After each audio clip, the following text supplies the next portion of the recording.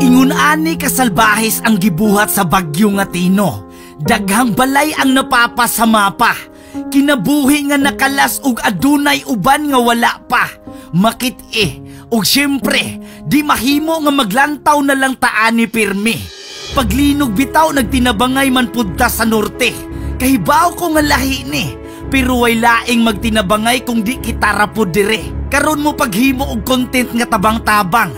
Kibaot ang tanan kani nga senaryo sa inyong newsfeed maglabang-labang.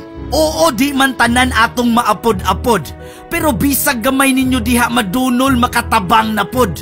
Di ta kalikay puros ta nag-aginod, pero ayaw kalimot mas tabangunon tong mga wala nay atop og bungbong makapanalipod. Sa uwan nga di matag-an kung kanus-a makan-an ang kilid sa mga sapa nga maoy rason nga mulapas ang baha. Ang uwan bagyud kaha. O ang mga tao nga nagkupot nga imbis mapugngan paunta, di na lang tungod sa ilang pagpamintaha. Kining tanan mensahe nga magpamata o magpabangon. Naglisod na gani sa kaon, inyo pagyong kurakoton. Dili karon ang panahon sa panaglales. Dili masulbad ang tanan sa pagtinudlo ay kinsay sakto kinsay salbahes. Maong tara, tabangan na nato sila. Walay lain magtinabangay dire. Kitara.